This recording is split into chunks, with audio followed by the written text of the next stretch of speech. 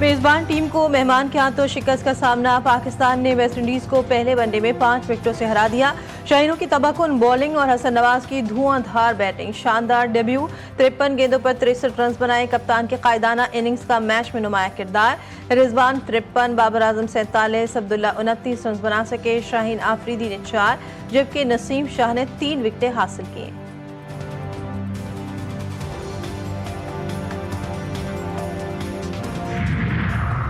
اسرائیلی security کابینہ کا Gaza city پر قبضے کا ناپاک منصوبہ، عالمی عدالت کے فیصلے کی کھلی توہین۔ عالمی برادری کا شدید ردعمل سامنے آ گیا۔ اقوام متحدہ، چین، ترکیہ، سعودی عرب، برطانیہ اور یورپی یونین کا اسرائیل کو انتباہ، مزید خونریزی بند کرو۔ فلسطینی ایوان صدر نے قانونی جنگ کا اعلان کر دیا۔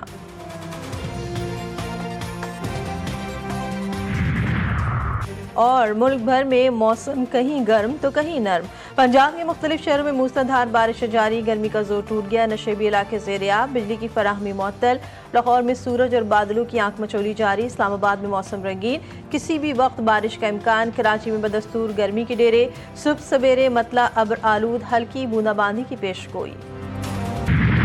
امریکہ اور بھارت میں تجارتی جنگ میں شدت، امریکی صدر کا ٹیرف کے معاملے پر بھارت کے ساتھ مذاکرات سے انکار، کہا جب تک روس سے تیل خریدنے کا معاملہ حل نہیں ہوتا بات چیت نہیں ہوگی۔ بھارت کی جوابی کارروائی، امریکہ سے میزائل اور اسلحہ خریدنے کا منصوبہ مؤخر کر دیا۔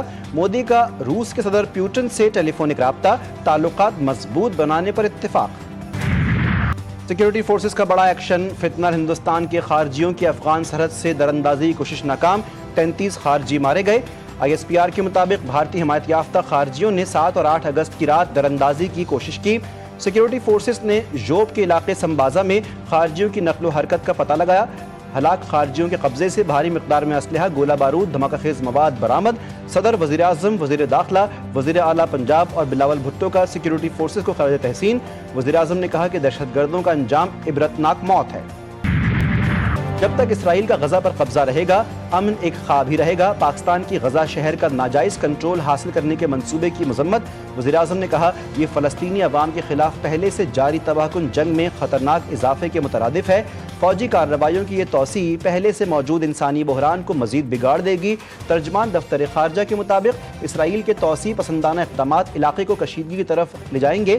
پاکستان اسرائیل کو تسلیم نہیں کرتا اور فلسطینیوں پر مظالم کے دوران اسرائیل سے رابطوں کا سوال ہی پیدا نہیں ہوتا۔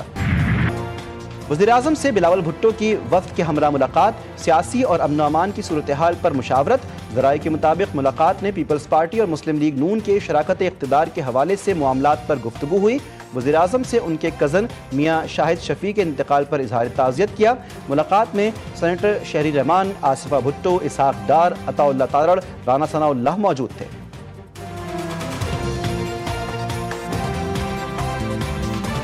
اسلام آباد میں اناڑی ڈرائیور نے موٹر سائیکل سواروں کو کچل دیا۔ تھانہ ہمک کی حدود میں جوس سپلائی کرنے والی گاڑی 2 موٹر سائیکل سواروں پر چڑھ دوڑی، باپ بیٹا زخمی۔ ڈرائیور نے دکان پر کھڑی گاڑی۔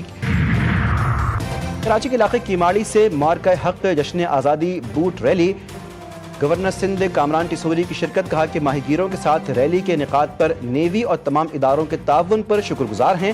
گورنر سندھ نے کہا ایم کے رہنما ڈاکٹر فاروق اختار، انیس قائم خانی اور مقامی افراد کے ہمراہ جشن آزادی کا کیک بھی کاٹا۔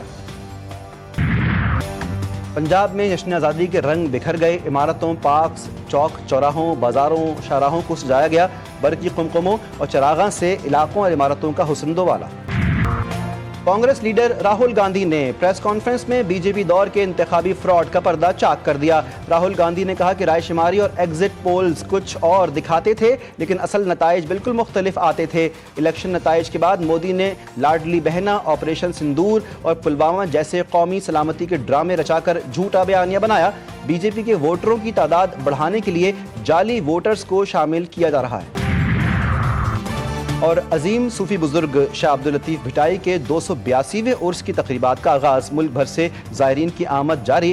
سندھ حکومت نے عرس کی مناسبت سے آج عام تعطیل کا اعلان کر رکھا ہے۔